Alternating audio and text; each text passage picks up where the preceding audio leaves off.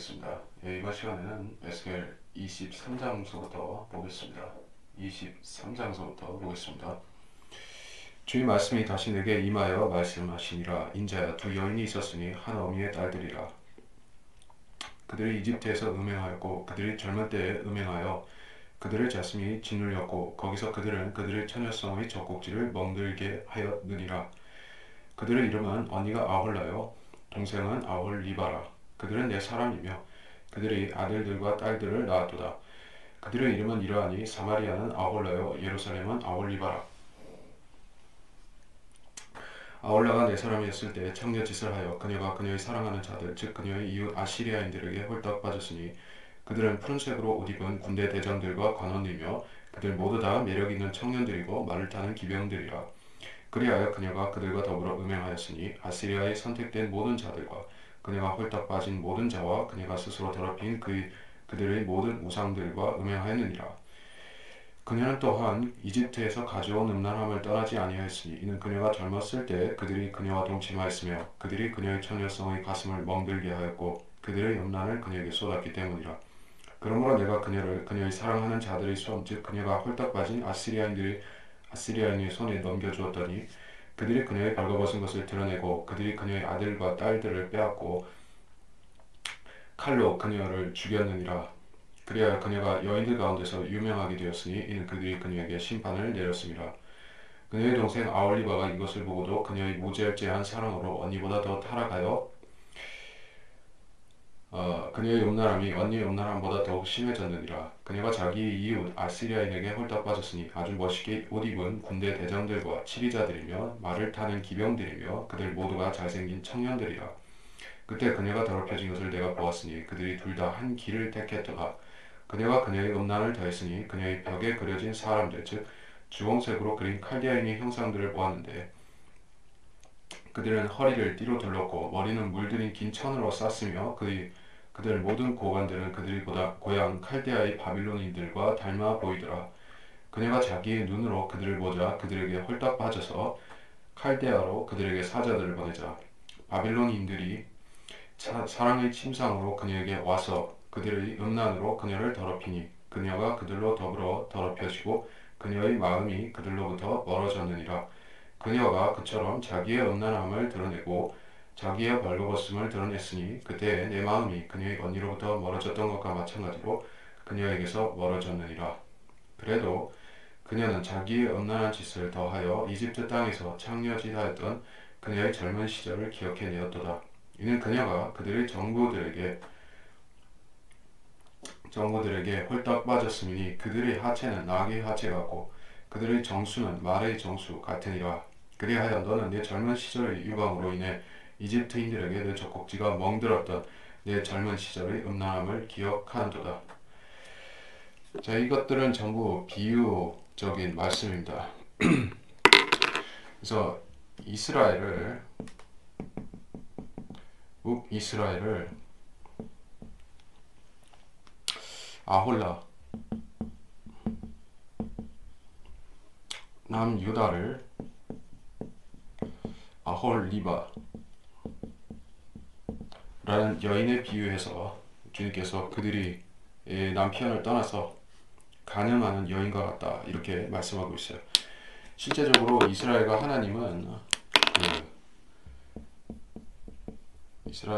하나님은 결혼하는 관계인 것이요.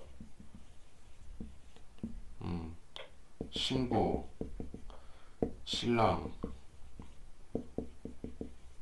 의 관계에 있습니다. 언제부터 그게 그렇게 되었는가? 십계명을 수여받았을 때 시내산에서부터 언약이 체결된 것이.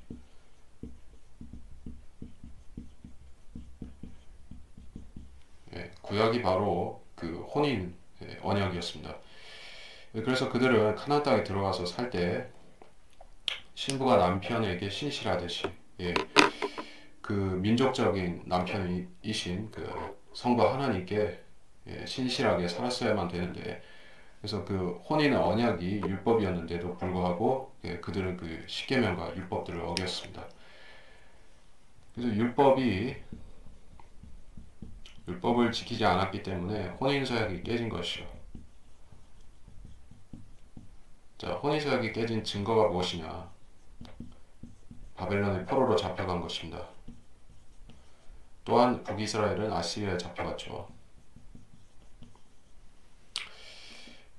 자, 그래서 비유적인 말씀이지만 이 안에는 분명히 이 이스라엘과 하나님과의 그 언약 관계에 대해서 언급하고 있는 것이요. 그리고 그것은 실질적으로 이 남편이 아내에게, 아내가 남편에게 그 배우자에게 신실한 쌍방이 신실해야 되는 그 의무를 가지는 것과 동일하다 이렇게 말씀을 하고 있는 것입니다. 그래서 2절부터 이 본문에 대해서 우리가 에스겔 16장을 좀 관련시켜서 볼 필요가 있겠습니다. 에스겔 16장 2절. 인자 예루살렘으로 자기 가증함들을 알게 하여 말하라. 주 하나님이 예루살렘에게 같이 말하노라. 내 태생과 출생지는 카나안 땅이요 내 아비는 아모리인이요 내 어미는 히딘이라. 예루살렘으로 하나님께서 예루살렘으로 자기 가증함들을 알게 하라. 그 유대인들이 아니래 자기 민족을 좋게 선전하기 위해서 또는 찬양하기 위해서 자기 업적을 기리기 위해서 이런 구약을 썼다고 하면 이런 기록이 왜 등장할까 하는 의문이 먼저 제기가 되죠. 자, 그래서 성경은 유대인이 썼지만 유대인을 위해서 썼다거나 유대인을 뭐 찬양하기 위해 쓴 책이 아니라는 얘기예요. 이것은 코란과는 정반대되는 것입니다. 성경의 저자들은 전부 유대인입니다. 유대인. 자, 유대인이 썼으면 이게 인간적인 관점에서 보자면은 유대인이 유대인에 대해서 좋게 써야지, 자기 민족에 대해서 좋게 써야지 맞을 것인데 사실 그게 아닙니다. 예. 유대인이 유대인을 비난하고 유대인을 심판을 경고하고 유대인이 죄악상을 고발하고 이런 책을 유대인이 써야 되는가. 그래서 이것은 성경은 이 자체는 하나님의 영감으로 주어진 말씀이지 어떠한 인간들의 자기 민족적인 관점이라든지 뭐 애국 애족이라든지 이런 데서 쓰여진 책이 아니라는 얘기예요. 그래서 이 점을 이해하지 못하는 사람들이 바로 성경을 인간적으로 해석하는 사람들, 자유주의자들이죠. 자유주의자들, 리버럴. 이 사람들은 성경이 하나의 민족적인 책이라고 생각합니다. 성경은 유대인들의 책, 유대인들의 민족 신화 이렇게 생각하는 것이고, 거기에 하나님의 말씀도 있고 민족적인 뭐 전설이나 신화도 있고 그런 것이 적당히 버무려진 것이 구약 성경이다. 그 사람들의 관점은 그렇습니다. 근데 전혀 그렇지가 않죠. 자, 우리나라 같은 경우에 한민족도 마찬가지예요. 한민족은 무엇이 있습니까? 뭐 이를테면 박혁거의 신화라든지 주몽의 신화라든지 그리고 또 근본적으로는 단군 신화가 있죠. 그 단군 신화의 내용에 뭐 부정적인 내용을 우리가 찾아볼 수 있겠습니까? 단군 신화에서 한국 민족의 나쁜 점들을 지적했나요? 전혀 그런 것이 없습니다. 오히려 미화시키는 측면이 강하죠. 그 한민족의 우수성, 좋은 점을 드러내려고 하는 것이지 그 자기 민족의 탄생 신화에 나쁘게 쓰는 경우는 없습니다. 되게 그렇다는 얘기예요. 근데 유대인들의 그러니까 자유주의자들 관점에서 볼 때는 이게 유대인들의 탄생 신화라고 하면 출애굽기는 왜 그렇게 유대인들에 대해서 그 나쁜 점들을 많이 썼느냐 하는 것이요. 나머지 성경들도 다 마찬가지로 유대인을 비난하고 깎아내리는 것들이 너무 많습니다. 그렇기 때문에 이 성경은 초자연적인 책인 것이요. 어떤 족속의 입장에서 쓴 책이 아닙니다. 그래서 우리가 이런 본문을 읽을 적에 일단 또 적나라한 어떤 묘사들, 성적인 부분에 대해서 적나라하게 다루고 있는 묘사들이 있죠. 자, 창조자 하나님의 관점에서 그렇게 쓰신 것이에요. 근데 인간들이 볼 적에는 이게 무슨 성경이냐 아니면 이게 무슨 성경이 아니라 무슨 포르노그래피 아니냐, 너무나 이게 외설적이다 이런 식으로 또 비난하는 사람들이 있게 마련이에요. 그런 사람들은 이를테면 20절 같은 구절, 뭐 그들의 하체는 나귀의 하체 같다든지 뭐 말의 정수 같다든지 이런 걸 보고 이렇게 성경이 그 19금으로 지정되어야 된다, 이렇게 비난하는 사람들이 있게 마련이라는 얘기예요. 근데 우리가 알아야 될 것은 하나님께서는 인간의 죄악에 대해서 미화도 안 하시고 뭐 좋게 포장도 안 해주시기 때문에 그 잘못된 것은 잘못된 그대로 적나라하게 나타내신 것이요. 그러니까 우리가 성경을 읽으면서 우리 자신을 거울로 비춰보는 것이 있다는 것을 기억하시기 바랍니다. 성경 자체가 인간들이 자기를 돌아보게 만드는 거울입니다. 한번 찾아볼까요?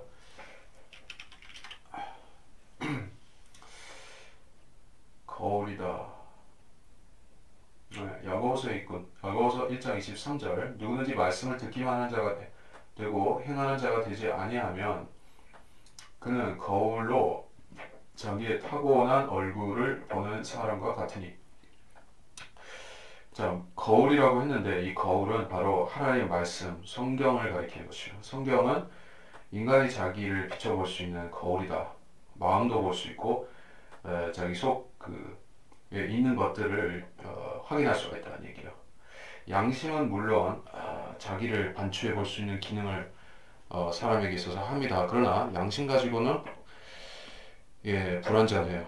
양심으로는 불완전하게 볼 수 있어요. 근데 성경을 가지고 보면 다 보여지는 것입니다.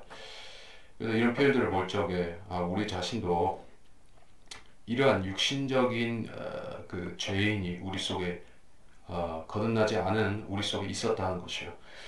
우리가 자연인이었을 적에 이런 사람들, 이집트 사람들 같은 우리도 육신적인 사람이었습니다. 그러나 이제 이스라엘의 출애굽을 통해서 하나님의 백성으로 성별되었듯이 우리도 그리스도인이 되었을 적에 이제 그리스도를 향해서 세상으로부터 성별이 된 것이요. 성별이 안 된 사람은 그리스도인이 아니에요. 성령을 받았다는 것은 세상에서 또 육신에서 분리되어서 이제 성령에 속하게 되었다. 그 성령에 속하게 되었는데 실질적으로 그 사람이 성령에 속한 것처럼 사느냐 아니면 여전히 과거를 답습해서 육신을 위해서 또 세상을 위해서 사느냐 여기서 갈라지는 것이요. 한쪽은 성령 충만을 구하는 그리스도인이고 다른 쪽은 육신적인 그리스도인으로 남게 된다.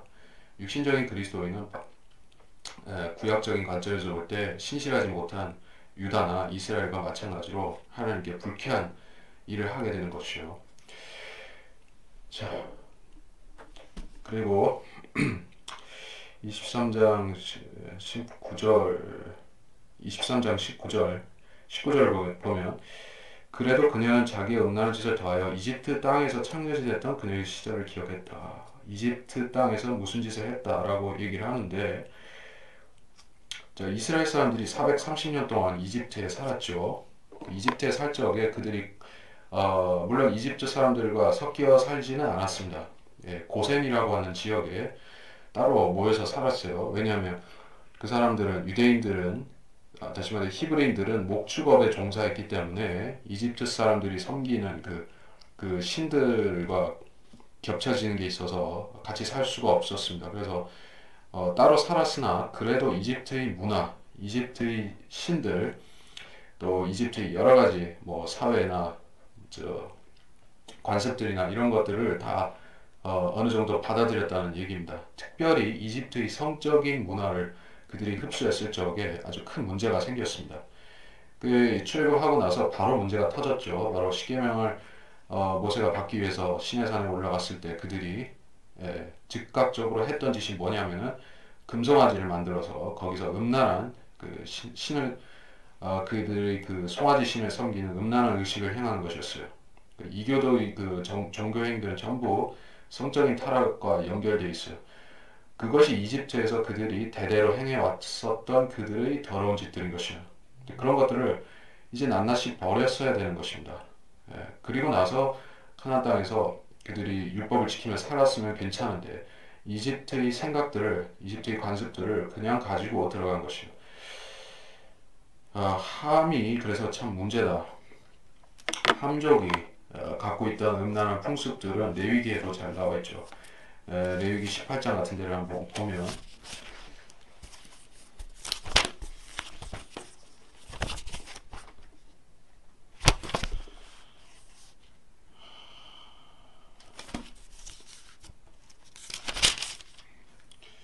레위기 18장에 보면 거기 6절에서부터 6절에서부터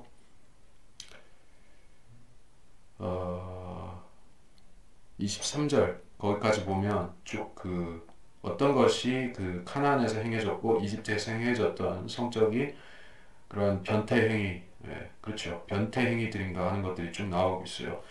이런 짓들을 이스라엘이 했다는 얘기예요. 그래서 아울리바에 대한 이런 묘사가 나오는 것입니다. 그들은 자기들끼리도 음행했고 그 이방 종교를 흡수해서 또 새로운 음행을 개발해내고 그 새로운 신들을 또 섬기고 그렇게 했던 것이요. 자, 그게 결과가 어떻게 되는가? 22절부터 그러므로 아울리바여 주 하나님이 말하노라 보라 내가 내 마음이 멀어진 내 사랑하는 자들을 내게 대적하여 일으키리라. 내가 그들을 데려와서 사면에서 너를 대적해 하리니 즉 바빌론인과 모든 칼데아인이요 푸것과 소아와 코아인과 그들과 함께한 모든 아시리아인이라. 그들 모두는 매력있는 청년들이요 군대 대장들과 치리자들이며 큰 군주들과 명사들로 모두가 말을 타는 자들이라. 그들이 전차들과 병거들과 수레들과 함께 큰 방패와 작은 방패를 갖추고 투구를 쓴 백성의 무리와 더불어 사면에서 너를 치러 오리라. 내가 그들 앞에 심판을 두리니 그들이 그들의 심판들을 따라 너를 심판하리라. 또 내가 내게 대하여 내 질투를 두리니 그들이 광포하게 너를 다룰 것이며 그들이 내 코와 내 귀를 잘라갈 것이요 내 남은 자들은 칼에 쓰러지리라. 그들은 내 아들들과 딸들을 데려갈 것이며 내 잔류물은 불에 삼켜지게 되리라. 그들은 또한 내 옷을 벗기고 내 아름다운 보석들을 빼앗아가리라. 내가 내 음란함과 이집트 땅에서 가져온 내 음행을 내게서 이처럼 그치게 하여 내가 그들에게 눈을 들지 못하고 다시는 이집트를 기억하게도 못하게 하리라. 주 하나님이 같이 말하노라 보라 내가 미워하는 자들의 손 즉 내 마음이 멀어진 자들의 손에 넘기리니 그들이 증오함으로 너를 다루고 내 모든 수고한 것을 빼앗아가고 너를 벌거벗게 알몸으로 두리니 내 음행의 벗은 몸 즉 내 음란과 음행이 드러나리라. 내가 이런 일들을 내게 행하리니 이는 내가 이방을 쫓아 음행했고 내가 그들의 우상들로 더럽혀졌기 때문이라. 내가 내 언니의 길로 행하였으므로 내가 그녀의 잔을 내 손에 주리라. 주 하나님 이같이 말하노라 너는 깊고 큰 내 언니의 잔을 마시리라. 너는 비웃음을 받고 조롱을 당하니 그 잔에는 많이 담겼도다. 너는 술 취함과 슬픔으로 논란과 황폐의 잔 내 언니 사마리아의 잔으로 채워지리라. 너는 그것을 마시고 다 빨아 마시고 그 깨어진 조각들을 부수며 내 자신의 가슴을 잡아 뜯으리니 이는 내가 그것을 말하였습니다. 주 하나님이 말하노라. 그러므로 주 하나님이 이같이 말하노라. 이는 내가 나를 잊었고 나를 내 등 뒤로 버렸기 때문이니 그러므로 너는 또한 내 음란과 음행을 담당할지니라. 자, 22절에 네 사랑하는 자들을 일으켜서 너를 대적해 한다 이렇게 얘기를 했습니다. 그러니까 인간의 지혜는 그렇습니다. 그러니까 동맹을 많이 맺으면 동맹은 뭐지? 왕국을 더 강하게 한다. 네, 그렇게 생각하죠. 동맹을 많이 맺으면 특히 강한 나라들과 강국들과 동맹을 맺어놓으면은 전쟁이 일어나도 문제없다 이렇게 생각하는 것이요. 그래 한반도 같은 경우도 그렇습니다. 뭐 지리적인 특수성도 있지만 그래서 한국 민족의 조상들은 중국이라든지 또는 북방 민족이라든지 조선시대 이후로는 주로 중화권의 그런 강국들 명나라를 의지해서 이렇게 동맹을 맺어서 이렇게 나라를 지탱하려고 했어요. 근데 그게 크게 호되게 당한 적이 있죠. 그게 바로 6.25가 아니라 임진왜란 그리고 병자호란. 자, 동맹이 정작 필요할 때는 큰 위력을 발휘할 수가 없었다는 얘기예요. 이스라엘 사람들은 그들 주변에 이집트라든지 아시리아, 바빌론 전통적인 강국들이 있었습니다. 아시리아가 세워지기 전에는 그때는 시리아였었는데 시리아와 북이스라엘은 서로 치고받고 싸우거나 했었지만은 어떤 때는 손을 잡고 동맹을 맺고 유다를 괴롭히기도 했었죠. 자, 유다 같은 경우에는 북이스라엘에 비해서 그 국력이 약할 수밖에 없었죠. 영토도 좁고 그 지파도 둘밖에 없기 때문에, 예, 그렇기 때문에 더욱 동맹에 의존해서 자기들이 이 험난한 세상을 세파를 해쳐야겠다 이런 생각을 가지고 부지런히 이집트에도 눈치를 보고 바벨론에도 눈치를 보고 소위 그 중동의 균형자 역할을 하려고 했었던 것이에요. 한국의 전직 어떤 대통령도 한국은 동북아의 균형자가 되어야 된다. 예, 그렇게 했지만은 그런다고 해서 하나님이 보호하지 않는데 나라가 지켜지는 것은 아니죠. 그래서 결국에 그런 나라들에 대해서 아부를 떨기 위해서 그들의 신들을 수용하는 것이 관례가 되었던 것입니다. 과거에 그 나라와 나라가 동맹을 맺을 때는 그 제일 우선시 되는 것이 그 당시에 사람들은 이제 신들이 모든 그러니까 다신교에서 말하는 그 신들이 자기들이 모든 국가적인 운명과 개인적인 생사화복을 좌우한다고 믿었기 때문에 또 전쟁에 있어서도 그런 부분을 믿었기 때문에 이제 동맹을 맺기 위해서는 신들과 신들이 동맹을 맺는 형태가 되는 것이에요. 네, 근데 이스라엘 또 유다라는 이 나라의 특성은 이제 신정 국가요. 그들이 섬기는 신은 다른 어떤 민족들의 신과도 전혀 그 동질성을 말할 수가 없는 유일한 소위 유일신의 나라였던 것이죠. 그래서 이 동맹을 맺는 데 있어서 그게 장애물이었다 이렇게 볼 수가 있어요. 우리는 저 유대인들이라는 족속들은 자기들의 하나님만 최고로 여기기 때문에 그 주변 나라들이 섬기는 다신교의 신들하고 조화가 안 된다는 얘기죠. 그러면 고립이 되게 돼 있고 고립이 되면 어떤 세력이 쳐들어왔을 때 그들은 하나님만 의지할 수밖에 없는 형태가 되죠.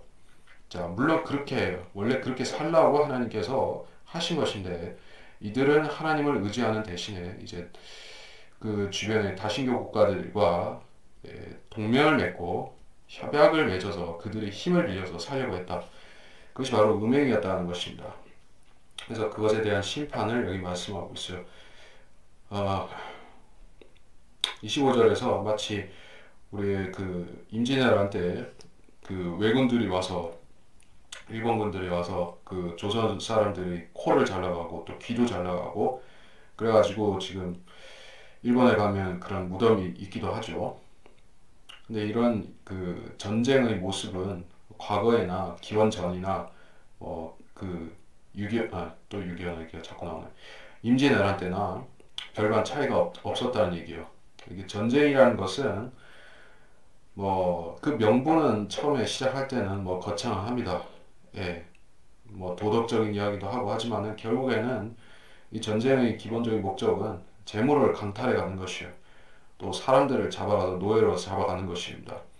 또 인지를 잡아가는 가서 몸값을 받고 이런 그 상업적이고 그 인신매매 이런 목적으로 전쟁을 일으키는 것이에요. 그 유대인들을 잡아가서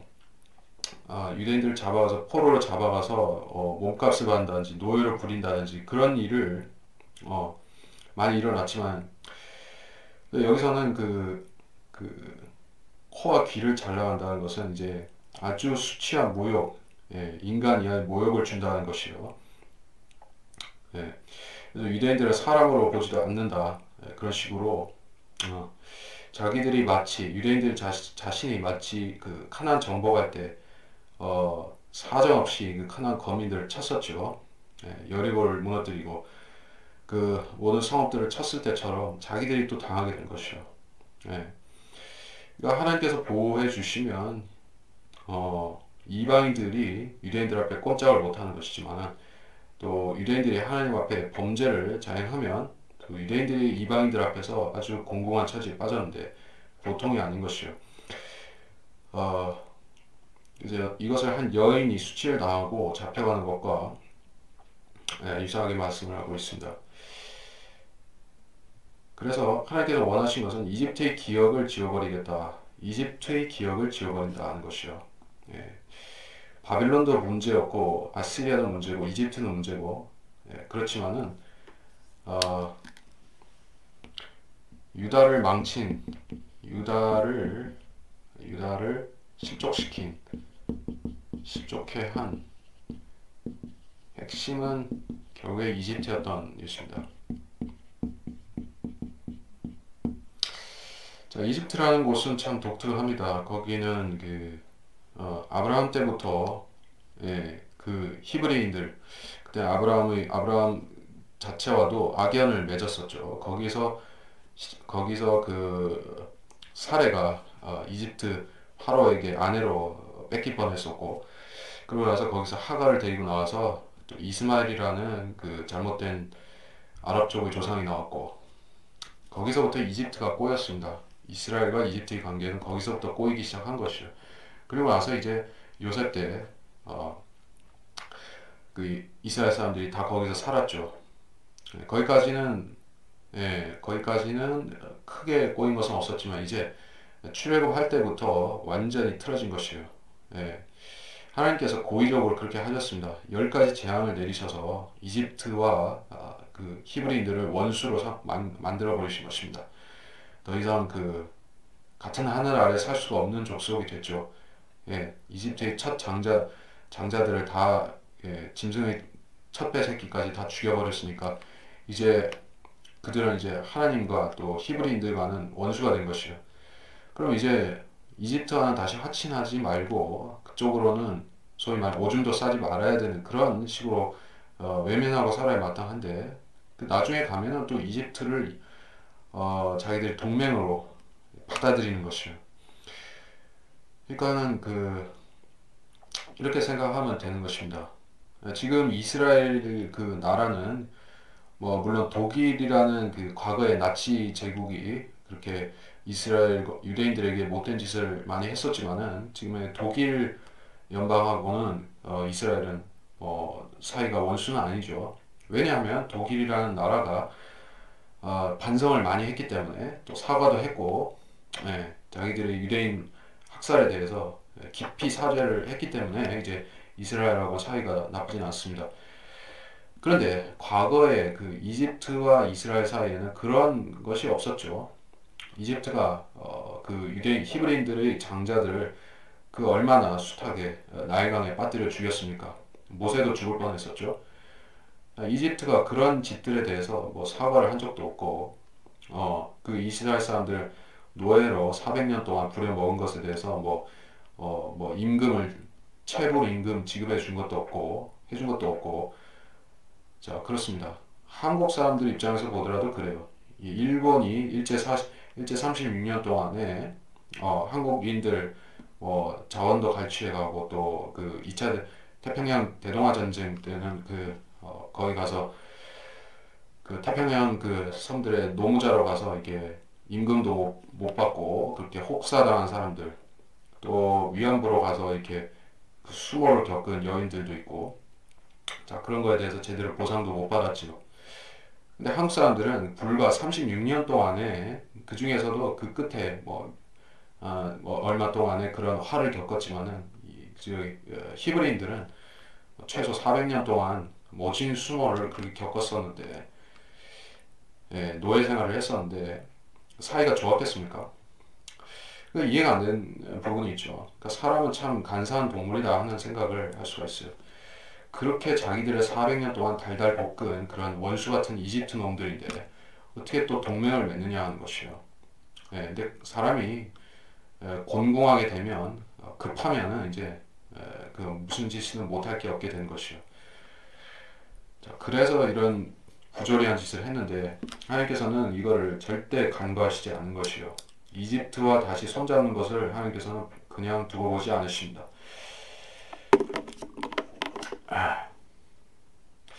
내가 내 언니 31절 내 언니의 길로 행하였으므로 내가 그녀의 잔을 내 손에 주리라. 자, 똑같이 나라를 멸망시키고 똑같이 잡혀가게 하겠다는 말씀이죠. 그래서 32절에 내 언니 잔을 마시리라. 이것은 심판의 잔, 진노의 잔 그렇습니다. 그래서 이 잔을 마시는 자는 취하고 하나님의 심판으로 들어가서 멸망하는 것이요. 그 잔에는 많은 것이 담겼다. 33절 너는 술 취함과 슬픔과 놀람과 황폐함으로 채워진다. 자, 술 취함은 자 여기서 언급되는 것은 이 잔 자체가 취하게 하는 그 그들이 재난에 대처할 수 없게 무기력해지게 만든다는 것이요. 술 취함에 어떤 민족이 영적인 술 취함에 들어갔든 아니면 실질적인 술 취함에 빠져있든 술독에 빠져있든 간에 그 민족은 위태롭게 된 것이요. 술을 즐기는 민족치고 그 끝이 좋은 경우가 없다는 얘기죠. 34절 너는 그것을 마시고 다 빨아 마시고 조각을 부수고 잡아 뜯어라. 그 술잔을 마시고 그 잔을 던져서 깨버리는 그러한 그 관습이 어떤 민족들에게는 있죠. 가령 러시아 사람들 그런 사람들은 이게 결혼할 때 이게 술잔을 받아서 마시고 그 잔을 던져서 깨버리죠. 그러면은 이게 부부가 오래 해로할 수 있다 이렇게 그 미신인데 그런 관습을 갖고 있습니다. 근데 여기서는 그런 의미에서 좋은 뜻에서 이렇게 깼다는 게 아니라 마시고 보니까 이게 너무나 그 자기한테 임한 것이 화와 재앙이 임했다는 것을 알고 너무나 기가 막혀서 화가 치밀어서 깼다 이런 의미도 있겠죠. 예, 그러니까 자기가 기막힌 처지에 빠졌다는 것을 깨달은 것이요. 자기가 사면초가에 처했다는 것을 이제 안 것입니다. 그러니까 마치 그 다니엘서에서 벨사살 왕이 하나님의 전의 기명들을 가지고 술잔치를 벌이다가 그 밤에 하나님의 손가락이 회벽에 나타나서 메네메네 데켈 우파르신이라고 쓰셨을 때 그때 그 경악하고 그 놀라서 죽을 것 같은 공포 그거에 비견할 수 있겠죠. 이 유다가 처한 상황이 그렇다는 얘기예요. 35절 그러므로 주 하나님 이같이 말하노라 네가 나를 잊었고 네 등 뒤로 버렸다. 자, 이스라엘은 아내였고 하나님께서 남편이심을 그들이 잊어버린 것이요. 36절 주께서 또 내게 말씀하시니라 인자야 내가 아올라 아올리바를 심판하려느냐 그렇다면 그들의 가증함을 그들에게 선포하라. 이는 그들이 간음하였으며 그들의 손에는 피가 있고 그들은 그들의 우상들과 더불어 간음하였으며 그들이 내게 낳아준 아들들로 그것들을 위해 불을 지나가게 하여 그들을 삼키게 하였음이라. 더욱이 그들이 이것을 내게 행하였으니 즉 그들이 같은 날 나의 성소를 더럽히고 나의 안식일들을 모독한 것이라. 이는 그들이 그들의 우상을 위하여 그들의 자녀를 죽였던 당일에 내 성소에 들어와 그것을 더럽혔음이라. 뭐라 그들이 내 집 한가운데서 그같이 행하였도다. 또 너희는 사자를 보내어 먼 곳으로부터 사람들을 오게 하였으며 뭐라 그들이 오니 너는 그들을 위하여 몸을 씻고 눈을 그렸으며 장식품으로 몸을 단장하고 품위 있는 침상에 앉아 그 앞에 상을 마련하고 그 위에 내 향과 내 기름을 놓았도다. 편히 지내는 무리의 음성이 그녀와 함께 있었으며 또 광야로부터 어중이 떠중이들과 사배인들을 데려오니 그들이 저들의 손에 팔찌를 끼워주고 저들의 머리 위에 아름다운 왕관을 씌웠도다. 내가 간음으로 쇠약해진 그 여인에게 말하노라. 이제 그들이 그녀와 더불어 음행하며 그녀가 그들과 더불어 음행하겠느냐. 그런데 그들은 그녀에게 들어가기를 창녀지단 여인에게 들어가는 것 같이 음란한 여인들 아올리바에게 들어갔도다. 37절에 또 얘기하죠. 그들이 내게 준 아들들로 그것들을 위해 불을 지나가게 하였다. 자, 토펫에서 이게 아기들을 죽이는 것을 말하는 것이요. 그래서 그 모든 그 우상 숭배에는 그 인신 제사 우상 숭배에는 아주 혐오스러운 것들을 포함하고 있어요. 인신 제사가 있고 거기에 음행이 곁들여지는 것입니다. 사실 그게 하나의 사이클을 이루고 있다 이렇게 말할 수가 있죠. 우상 숭배 의식을 하면서 음행을 하고 음행은 또 잘못된 출산을 낳고 또 그런 아이들은 인신 제사를 드리고 사이클을 돌리는 것이요. 그러니까 그들이 신들을 섬기는 의식에 그 자식들을 낳아서 자식들을 그 신들을 위해서 불살라 바치는 의식을 행함으로써 그들은 그 자기들의 종교 의식을 완성하는 것입니다. 자, 이런 의식이 지금은 뭐 현대화된 종교들에서는 뭐 거진 사라졌죠. 예. 그래서 이것을 대폭 완화한 형태로서 캐톨릭 미사는 그 어떤 포도주와 빵, 포도주, 누룩 없는 빵을 가지고 식인, 인간 제사 이거를 상징화해서 쓰고 있죠. 예, 그러니까 그 식인종들은 실제로 사람을 잡아서 살을 먹고 피를 마시고 그런 의식을 하기 때문에 야만인이라고 불리지만은 이런 것을 그 현대인들 문명화된 사람들이 소위 그 종교 시설들 성당이니 교회니 이런 식으로 종교 시설에서 이런 상징화된 의식을 행하면 그 사람들은 어떤 고상한 종교를 믿는다 이렇게 간주가 되죠. 서양 사람들은 이걸 문화라고 부르고 그 밀림에서 식인을 하는 사람들은 이 야만인이라고 부르지만 실제적으로 보면 이것도 야만적인 짓인 것입니다. 예, 상징일지라도 야만적입니다. 왜냐하면 그들이 이런 의식을 가지고 의미하는 것이 바로 예수님을 실제로 죽여서 먹겠다는 것이기 때문에 아주 가증한 것이죠. 그것도 가증하지만 실제로 사람을 잡아서 제사로 바치는 것을 이스라엘 사람들이 했던 것이요. 거기서 그친 것이 아니라 그런 가증한 짓을 한 당일에 성전에 들어와서 또 경배를 했다는 것입니다. 성전에 들어와서 아마도 그 속죄제를 드렸을 것이요. 우리가 그러니까 사람이 아무리 그 양심이 썩어버렸다 할지라도 자기들이 그렇게 사람을 죽여서 제사를 지내는데 그 죄라고 생각 안 할 수가 없죠. 그러니까 그 마음속에 가책이 있으니까 또 성전에 와서 또 희생제를 바쳐가지고 자기들이 죄를 씻으려고 하는 것이에요. 유사한 형태가 뭐가 있죠? 캐토릭에는 고해 성사가 있죠. 7가지 칠성사 중에 고해 성사가 있어요.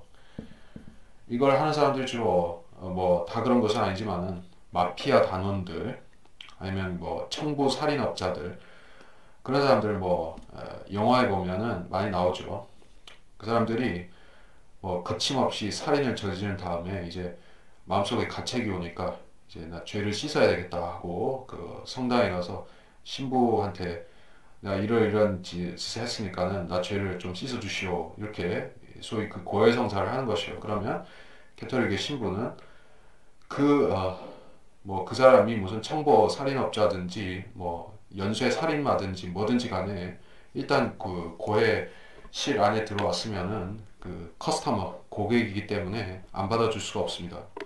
그 죄를 용서해달라고 하면 용서해줘야 되는 것이요. 게다가 그 비밀 누설도 하면 안 되는 것입니다. 만일에 그 비밀 누설을 한다고 하면은 가서 그걸 범죄자가 그런 거 할 수가 없겠죠. 그러니까 그런 짓을 하는 것이요.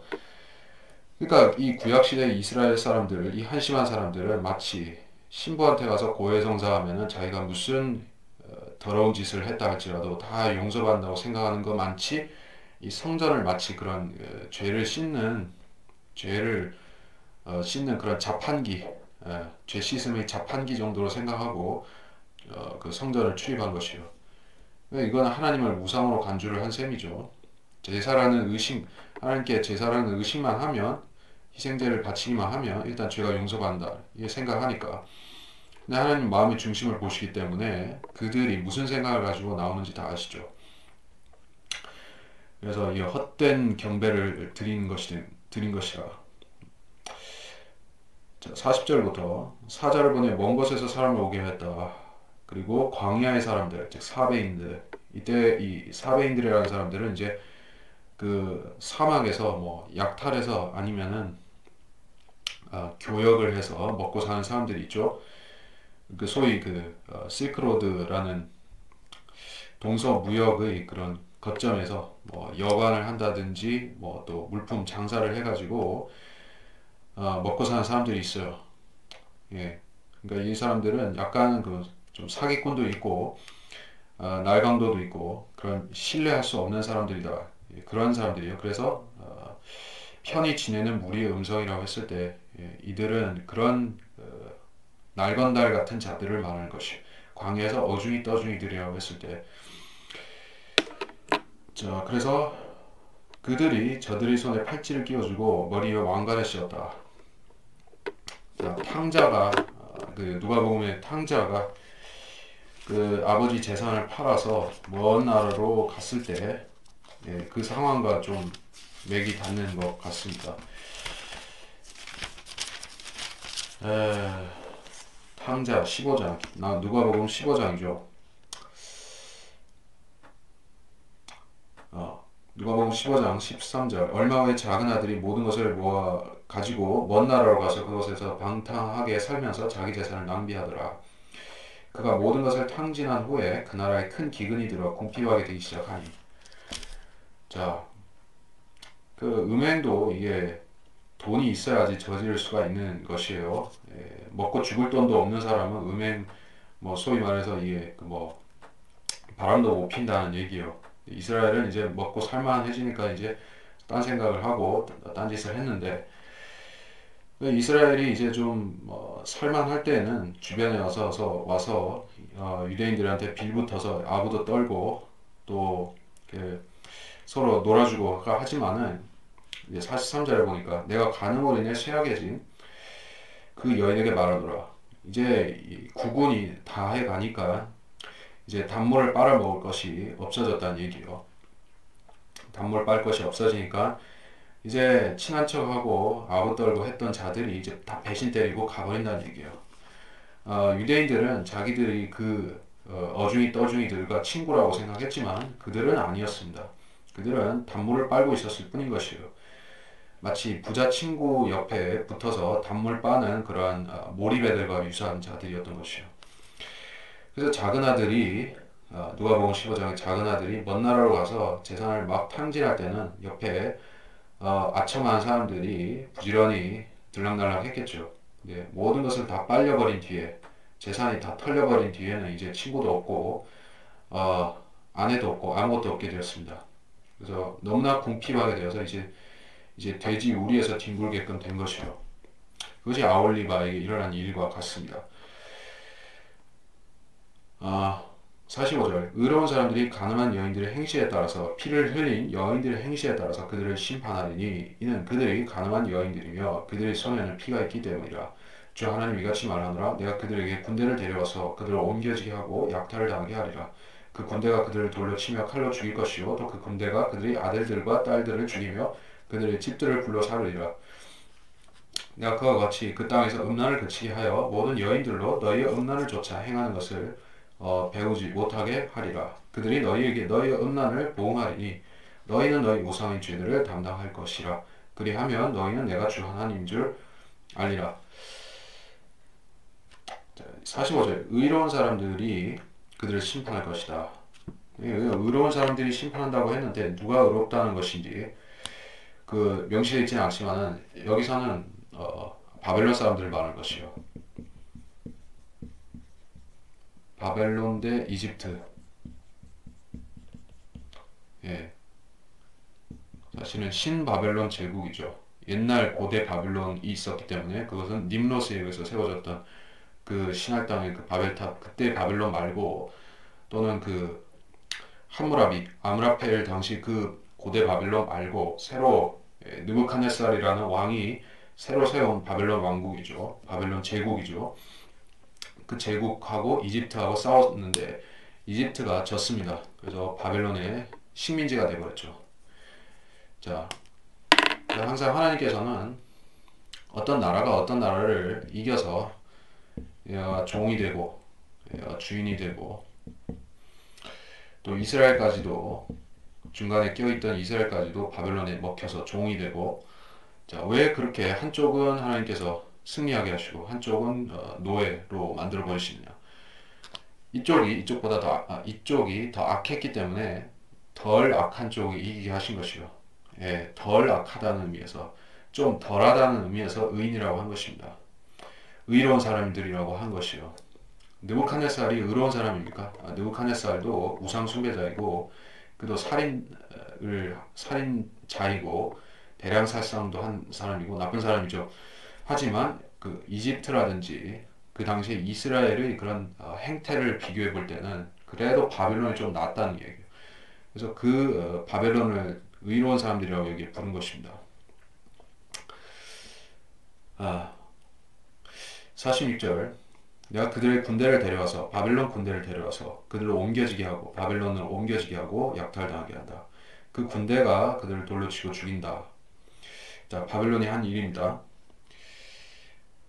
47절에서 이 구절에서 이방인들이 이교도들을 이렇게 해야 된다 하는 그 코란의 계명이 여기서 나오게 된 것이요. 코란에서는 이교도들을 마치 그 이스라엘이 정복 전쟁을 해서 가나안 사람들을 무찌를 때처럼 똑같이 하라고 그렇게 했어요.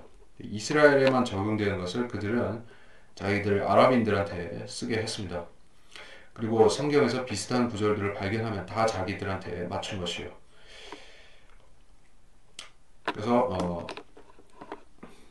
이게 말하자면은 그 민간인들과 군인을 구별하지 않고 살육하는 것인데 뭐 고대의 전쟁들은 이런 형태로 뭐 주로 많이 진행이 되었습니다. 이런 형태로 됐지만은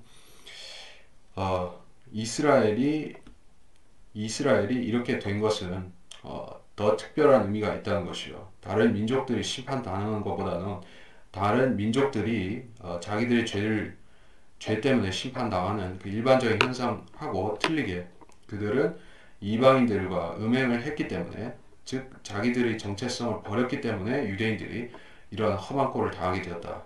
그게 요지인 것이요. 48절 내가 그와 같이 그 땅에서 음란을 그치게 하고 모든 여인들로 너희 음란을 조차 행한 걸 배우지 못하게 한다. 자, 유대인들은 자기들이 그 유대교라는 종교를 자부심으로 생각하는 것입니다. 그래서 하나님께서는 그렇게 보시지 않는데 우리가 관련 증거 구절을 한번 보겠습니다.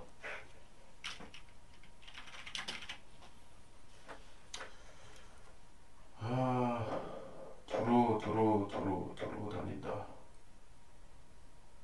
네, 마태복음 23장 15절 위선자인 서기관들과 바리새인들아 너희가 하있으리라 이는 너희가 한 사람의 계정자를 얻으려고 바다와 육지를 두루 다니다가 얻고 나면 그를 너희보다 두 배나 더 악한 지옥의 자식으로 만들기 때문이라.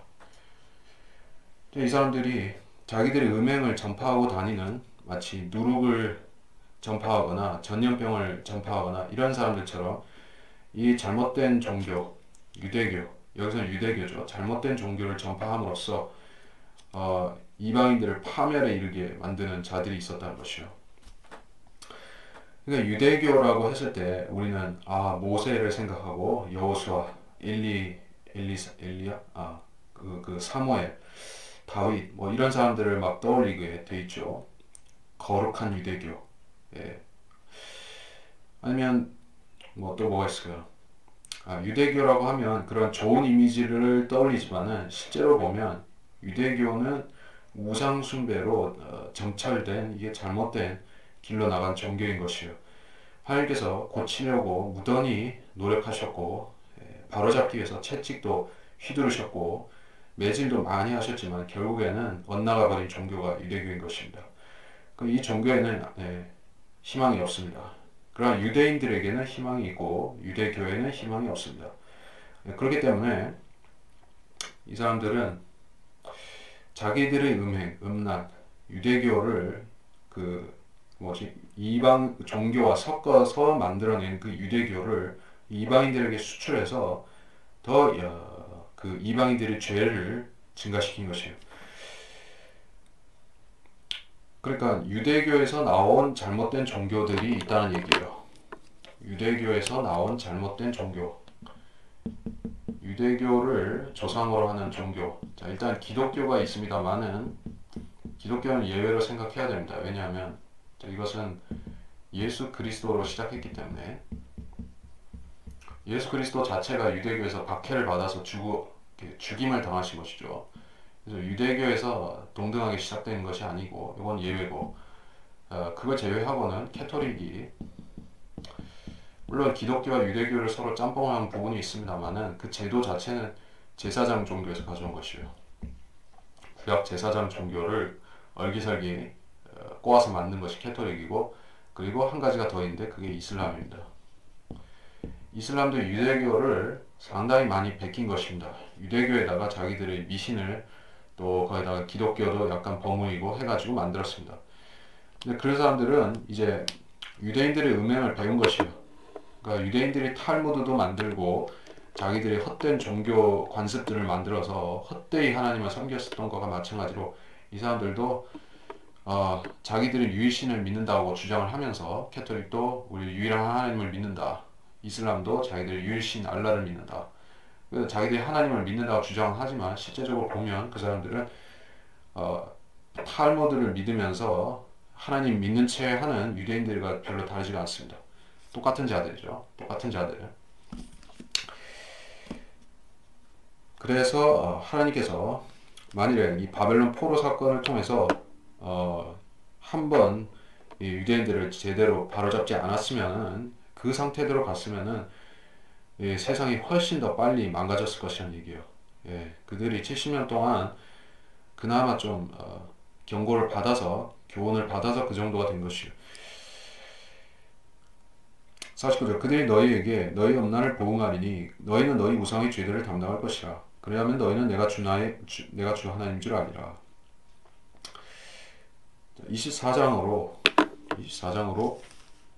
넘어가겠습니다. 근데 24장 다 할 수 있을지 다 해보도록 하겠습니다. 24장 아홉째 해 열째 달 그 달 10일에 주의 말씀이 다신에게 임하여 말씀하시니라.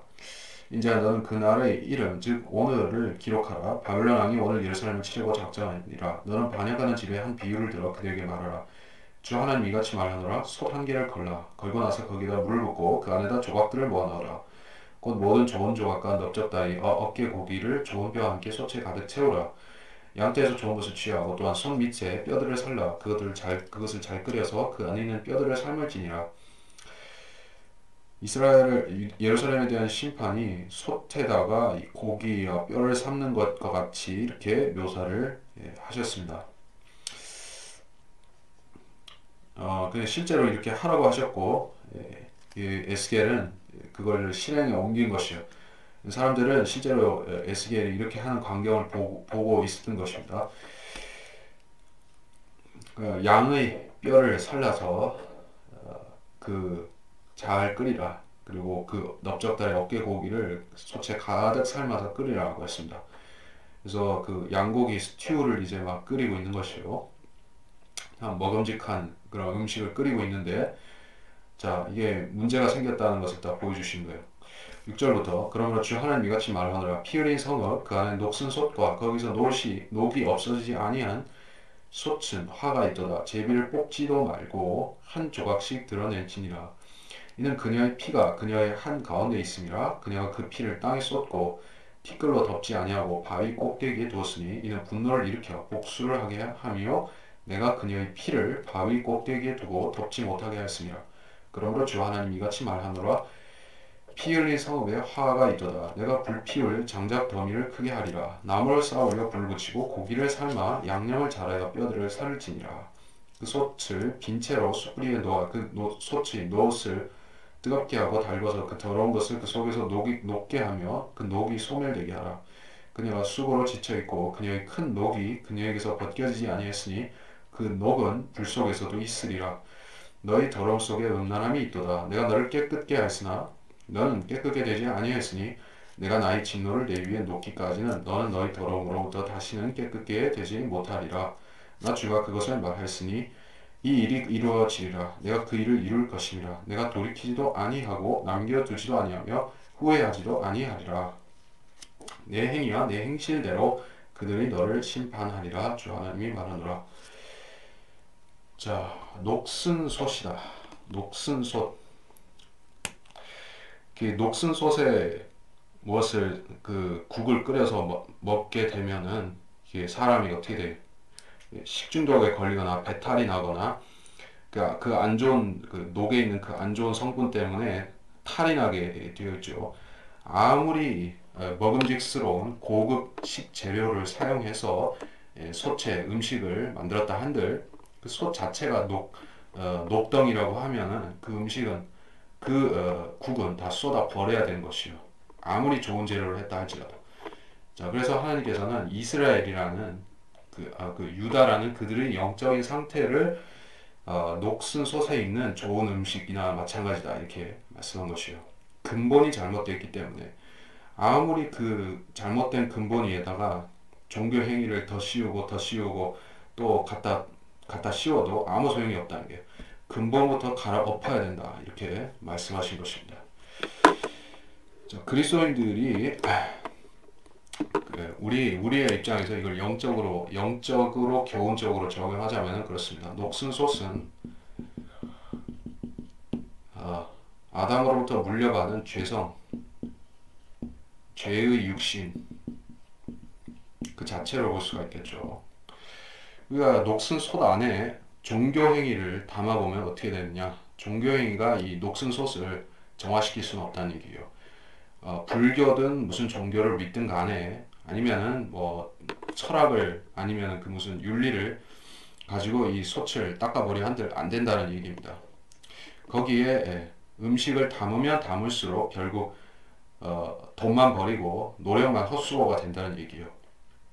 그러니까 평생 동안 종교 행위를 통해서 거룩해지려고 하는 것은 마치 녹슨 솥에다가 국 끓이는 것과 똑같은 행위다. 그것을 하나님이 보여주신 것이에요.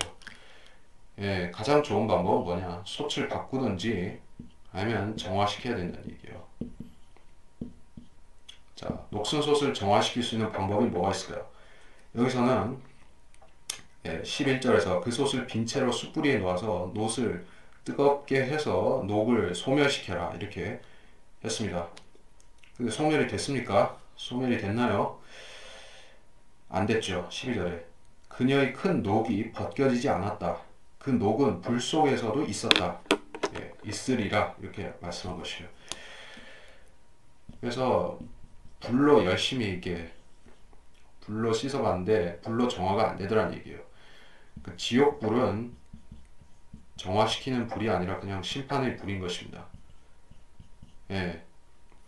불 같은 시련은 사람을 회개로 인도할 수는 있지만 그 불 같은 시험 자체가 사람을 거룩하게 할 수는 없습니다. 예, 그 시험을 통해서 사람이 자기 죄를 자각하고 이제 통렬하게 회개를 하면 그때 죄가 깨끗해지는 것이지 어떤 불같은 시련 자체가 사람을 성결하게 만드는 것은 아니란 얘기예요. 여기서는 불로서 솥을 해봤지만은 어차피 육신은 뭐 때깔을 다듬고 해도 소용이 없다는 얘기입니다. 뭐 수련을 하고 요가를 하고 뭐 명상을 참선을 하고 뭐 다 해도 소용이 없었다는 얘기예요. 이스라엘 사람들 같은 경우에는 제 위에 앉아서 회개를 해도 이게 진심으로 안 하면 소용이 없었다는 것입니다. 불 같은 것으로는 안 된다.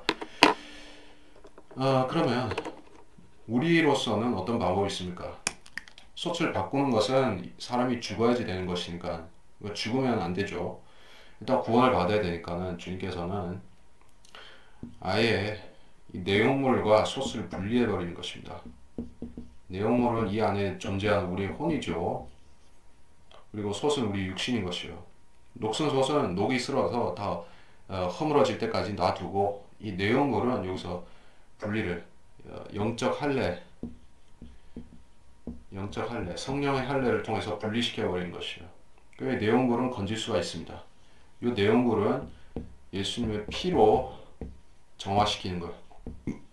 솥은 냅두고 내용물만 정화시키면 있습니다. 그리고 나중에 깨끗하고 반질반질한 새로운 솥을 즉 부활의 몸을 주시면 그 내용물이 이 혼이 거기 가서 다시 쏙 담기면 다 새 것이 되는 것이요. 그러니까 종교인들은 이 솥을 때 빼고 강내보려고 무진 애를 쓰다가 지옥 가는 사람들이 종교인들이고, 우리는 성령께서 여기서 빼서 분리시키는 것이요. 분리시키면 우리는 영생을 얻습니다. 근데 이스라엘 사람들이 이제 거듭남이 아직 없는 사람들은 그렇게 할 수가 없죠. 하나님께서 그들에게 회개하라고 하셨지만 회개하지도 않았고 깨끗게 되지도 않았습니다. 15절부터 보겠습니다. 주님 말씀이 또 내게 많이 말씀하시기를 인자하거라 내가 한 번 때림으로써 내게서 네 눈이 욕망을 제거하노니 이는 너는 슬퍼하거나 울지도 말고 눈물로 흘리지 말라. 울부짖는 것을 억제하고 죽은 자를 위해 비탄하지 말고 내 머리에 수건을 두르고 발에 신을 신고 입술을 가리지 말고 사람들의 빵을 먹지 말라 하시므로 내가 아침에 백성에게 고하였더니 저녁에 내 아내가 죽었더라. 나는 내가 받은 명령대로 아침에 행하였더라. 자, 이게 무슨 말씀입니까? 아내가 죽었는데 울지 말고 슬퍼하지 말라고 했습니다. 이거는 뭐 비정상적인 것이죠. 한마디로 말해서 미쳤거나 살짝 맛이 간 사람이 이렇게 하는 행동을 하라고 한 것이요. 자, 선지자가 얼마나 참 뭐라고 해야 될게, 선지자는 아무나 하는 것이 아니에요. 선지자는 부모가 죽어도 눈물도 흘릴 수 없는 사람이 선지자인 것이요. 하나님이 그렇게 시키시면은 진짜로 눈물을 흘리면 안 되는 것입니다. 그러면 이게 인지상정적으로 볼 때 전혀 말이 안 되는 얘기라 할지라도 하나님이 그렇게 하셨으니까 하지 말라고 했으면 하지 말아야 되는 것이요. 그러니까 하나님께서 하라고 하면 해야 되고 하지 말라면 말아야 되는 것이요. 선지자들은 그냥 일반인들이 대충 믿고 하나님 믿는 체 하듯이 하면서 될 수 있는 것이 선지자가 아닌 것이요. 이 사람들은 실질적으로 이런 그들의 생에서 엄청난 대가를 지불해야 했던 것입니다. 여기서 16절에서 내가 한 번 때림으로써 네 눈 욕망을 제거한다. 자, 이스라엘에 대한 징계를 통해서 하나님께서 요구하시는 것은 이제 울지도 말고 눈물도 흘리지도 말라라고 하신 것은 이스라엘이 민족적으로 살육을 당하고 잡혀가기 때문에 이제는 살아남은 자들이 오히려 위로를 그들이 오히려 애국을 받아야 될 사람들이라는 것이요. 죽은 자들은 행복한 사람들이죠. 차라리 살아남은 사람들이 운명이 더 비참에 빠지기 때문에 이제는 죽은 자를 위해서 울 것이 아니라는 얘기예요. 이렇게 심각한 상황이 예언적으로도 대환란때 적용될 수 있겠죠. 살아남은 사람들이 죽은 사람들을 부러워하고 차라리 죽었으면 낫겠다 하는 것을 실제로 나타나는 것이요. 그게 계시록 9장 6절이죠. 그 날들에는 사람들이 죽음을 구하여도 찾지 못할 것이요 또 죽으려고 애를 써도 죽음이 그들을 피하리라. 자, 이 대환란 때 이런 5달 동안에 이런 생지옥이 찾아오게 되는데, 그러면 살아남은 사람들은 이제 죽은 자들을 위해서 애국할 수가 없을 것이요. 마치 이스라엘이 느부갓네살이 쳐들어와서 살육을 당하고 잡혀갈 때 죽은 자를 위해서 울 엄두도 내지 못했던 것과 똑같이 된다 이 얘기예요. 그것을 표적으로 행사하기 위해서 하나님께서는 에스겔에게 이런 것을 실제로 일어나게 하신 것이요. 아내가 죽게 하신 것입니다. 개인적으로는 슬펐지만 에스겔은 울 수가 없었습니다. 이스라엘의 민족의 유대 민족의 운명을 하나님께서 자기 에스겔 개인을 통해서 나타낸 것이기 때문에 그대로 해야 되는 것이요. 21절 19절부터죠. 백성이 내게 말하기를 내가 그렇게 행하는 이러한 일들이 우리에게 무슨 상관이 있는지 우리에게 말해주지 않겠느냐 하기에 내가 그들에게 대답하기를 주의 말씀이 내게 이마에 말씀하시니라. 이스라엘 집에 고하라. 주 하나님 이같이 말하노라. 보라 너희 힘이 뛰어남이요 너희 눈이 원하는 바요 너희 혼이 아끼는 내 성소를 내가 더럽힐 것이며 너희가 남겨놓은 너희 아들들과 딸들이 칼에 쓰러지리라. 너희는 내가 행한 대로 행하라. 너희는 너희 입술을 가리지 말고 사람들이 빵도 먹지 말지니라. 너희 수건들을 너희 머리 위에 두르고 너희 발에 신을 신으라. 너희는 슬퍼하지도 말고 울지도 말며 다만 죄악으로 인해 수쳐간 가운데 서로 바라보고 탄식하라. 에스겔이 그처럼 너희에게 표적이 되니 그가 행한 모든 것대로 너희도 행할지니라. 이 일이 이루어지면 너희는 내가 주 하나님인 것을 알리라 하였더라. 또한 너희 인자야 또 내가 그들로부터 그들의 힘과 그들의 영광의 기쁨과 그들의 눈의 기쁨과 그들의 마음을 둔 그들의 아들들과 딸들을 제거하는 날, 바로 그 날에 도피하는 자가 내게 와서 내 귀에 그 일을 들려주지 아니하겠느냐. 그 날에 내 입이 도피하는 자에게 열려서 내가 말하고 다시는 벙어리가 되지 아니하리라. 내가 그들에게 표적이 되리니 그들이 내가 주인 줄 알게 되리라. 여기는 설명할 것은 크게 없지만 21절에 너희가 아끼는 성소, 너희 혼이 아끼는 성소를 내가 더럽힌다 라고 했습니다. 이스라엘 사람들이 배교했지만, 우상을 따라갔지만, 이방인들의 풍습을 받아들였지만, 그래서 그들은 음행을 행하고 가증한 짓들을 벌이고 인신제사를 드리고 이런 짓들을 하는 와중에도 성전은 끔찍이 여겼던 것을 우리가 알 수가 있어요. 성전이란 그런 성전은 유대인들의 구심점이죠. 유대인의 구심점, 민족적인 구심점, 종교적인 구심점, 역사적인 구심점. 유대인은 성전과 떼어놓고 말할 수가 없을 정도. 자, 지금 이스라엘이라는 나라는 성전 없이 존속하고 있어요. 이것은 매우 이상한 상황입니다. 매우 이례적인 상황입니다. 사실 원칙적으로 보자면은 순리대로 되었더라면은 이스라엘 나라가 1948년 세워지고 이제 67년에 예루살렘이 탈환이 되었다. 그 시점에 가면 아마 즉시 거기서 성전을 짓기 시작했어야지 그게 정상인 것이요.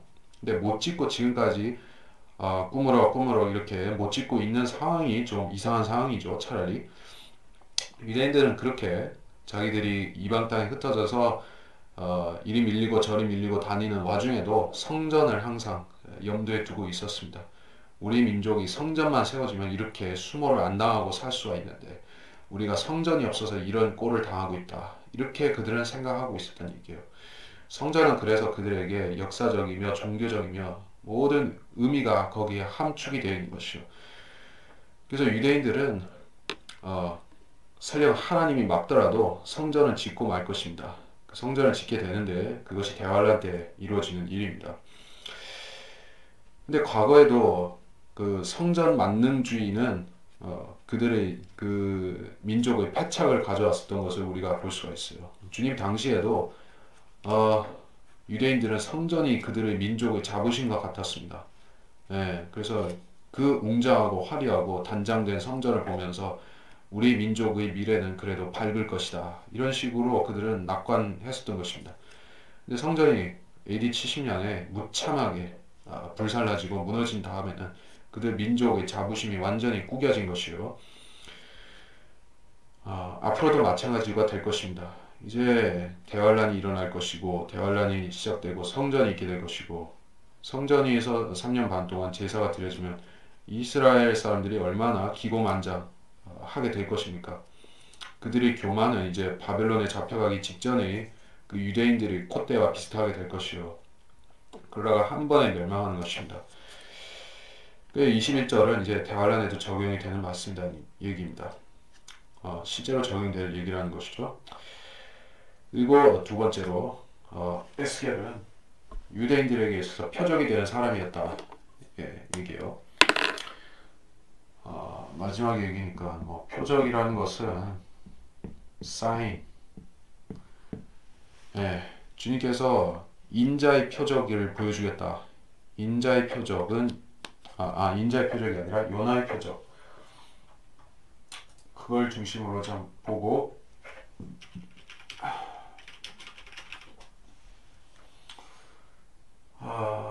마태복음 12장 39절, 마태복음 16장 4절, 누가복음 11장 29절. 자, 그래서 마태복음 12장 39절을 보면 그러나 주께서 그들에게 대답해 말씀하시기를 악하고 음란한 세대가 표적을 구하나 선지자 요나의 표적 외에 밖에는 줄 표적이 없도다 라고 했습니다. 자, 이 말은 사람들이 다 알고 있습니다. 요나의 표적. 요나의 표적이 뭐죠? 요나가 표적을 행했다는 건가요? 요나가 기적을 행했다, 죽은 사람을 살렸다, 그런 거 아니죠? 요나는 설교만 했습니다. 요나가 실제로 행한 표적은 없어요, 사실. 요나는 받기만 한 사람이고, 그는 니느웨 성에 가서 설교를 했지만 그건 또 마지 못해서 했던 것이고, 요나는 별로 잘한 게 없습니다. 근데 요나 자체가 표적이에요.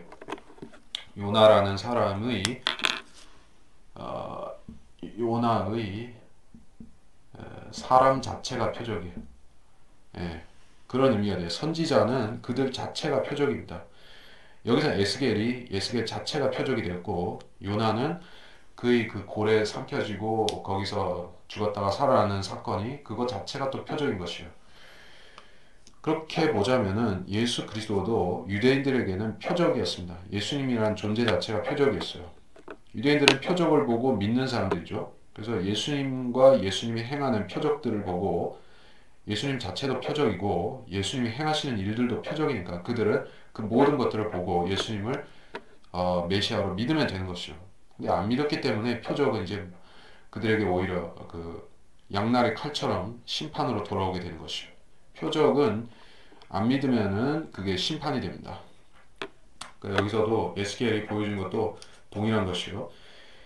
만일에 에스겔이 자기 나름 어떤 합리주의 정신을 발휘해가지고 하나님께 부득불 애걸했다고 치면 어떻게 될까요?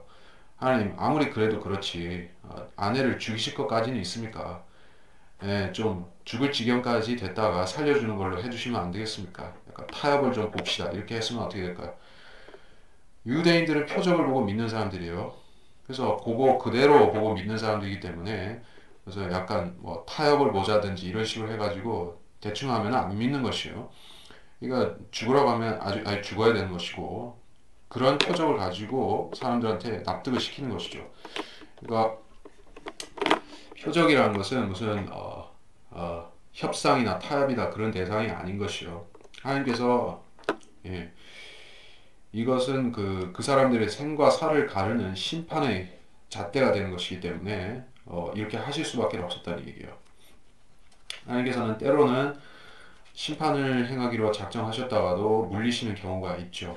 예, 그리고 아브라함이 이삭을 바치려고 했다가 이제 양으로 대체시킨 것처럼 하나님께서 은혜로 자비로 개입하신 경우가 있습니다. 그것 자체도 물론 표적이 되지만은 이런 표적도 있다는 얘기예요. 예, 유대인들이 이제 그 자기들이 아주 배은망덕하게 하나님을 저버렸기 때문에 그들에게 대해서 임하는 인정사정 없는 심판을 에스겔을 통해서 보여주시는 것입니다. 그러니까 그 그리스도인들은 표적으로 신앙을 삼는 사람들이 아니고 우리는 보이지 않는 것들을 믿는 사람들이죠. 우리는 성경 자체를 가지고 믿음을 삼는 사람들이기 때문에 하나님께서 우리를 표적으로 삼으실 일은 없죠, 사실. 우리는 표적이 되지는 않습니다. 표적은 오히려 성경 안에 있죠. 그리고 우리는 사람들에게 이 성경을 교리들과 교훈들로 설명해 줌으로써 그 사람들에게 믿음을 그 사람들이 믿음을 갖게 하는 것이요. 그리고 이 시대에는 표적을 행함으로써 그 이방인들이 회심하는 것이 더 이상 아닙니다. 근데 유대인들은 반드시 표적을 보여줘야 그들이 믿을 수가 있습니다. 또 이런 차이점에 대해서 잊어버리면 교회와 이스라엘을 혼동하고 신약 교리와 구약 교리를 혼동하게 되어 있습니다. 또 은사주의와 성경적인 기독교를 구분 못하게 되는 것이요. 그렇게 안 되기 위해서 우리가 이 표적이라는 것에 대해서 유대인과 표적이라는 것에 대해서 성경에서 항상 잘 숙고하고 읽어야 된다는 말씀을 드리면서 이번 시간 여기서 마치도록 하겠습니다.